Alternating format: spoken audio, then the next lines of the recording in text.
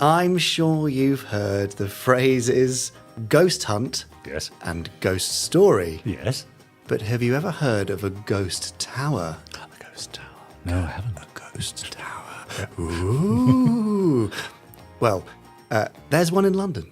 Okay. And it has a particular significance to the world of Gerry Anderson. Does it? Yes, well, I hope so, according to this fab fact right here. Yeah. If ever you're passing through Tottenham Court Road, look up and you'll see one of the most distinctive buildings on the London skyline. Oh, yeah. Centrepoint. Yes, I know Centrepoint. And it has a strange and interesting history. Ooh. It was designed by George Marsh and built between 1963 and 1966 with a hefty £5.5 million price tag, which, adjusted for inflation, must be a lot more than that now. It was built as a speculative office space by property tycoon Harry Hyams, who leased the site at £18,500 a year for 150 years, and he intended that the whole building be occupied by a single tenant. The whole building? It's quite a big building, isn't it? It is. In fact, he consistently refused proposals to allow tenants to rent single floors within the building, let alone single offices. With property prices rising, Hyams simply sat back and waited for his single tenant at the asking price of £1.25 million per annum.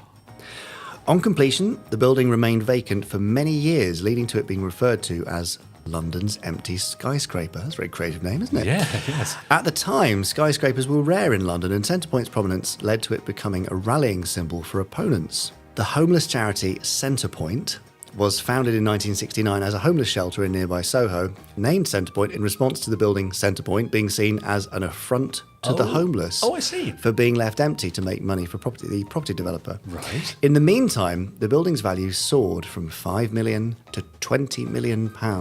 Empty. Yeah, well, not being liable for taxes because it was unoccupied. I see. Even today, the refurbished tower remains largely empty, with few windows lit in the evenings, and this has led to it being called one of London's ghost towers. Ghost towers, right, yes. But, I mean, I'm asking myself this, and What's I'm that? sure Podsterons are. Yeah. What on earth has this got to do with Gerry Anderson? That sounds like that was written in capitals, yes. Yeah, well, it is, funnily Is enough. it? Yes, good question, Podsterons and Richard and Text. Well, in 1969, just 3 years after its completion, the building obviously caught the eye of a certain television producer Yes. named Gerry Anderson. Oh, yes, I've heard of him. Where better to house the London base of British intelligence than in a building that everyone in the country knew to be empty?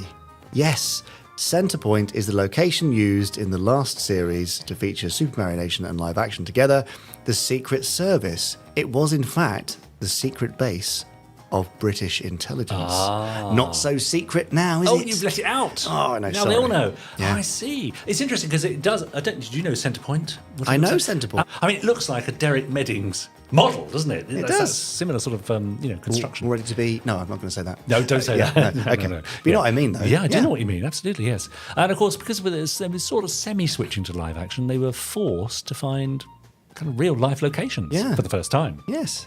And it was Centrepoint. Centrepoint. Didn't realise. No, you know. Amazing. Yeah, not bad. I quite enjoyed that. And I know Centrepoint very well. I shall look at it in a new light. Me too. But yeah, not so secret now. No. So would you say that was a good fab fact or a flimsy fab fact? Or No, a... I liked that. It's pretty good. Really? Interesting, yes. Yeah.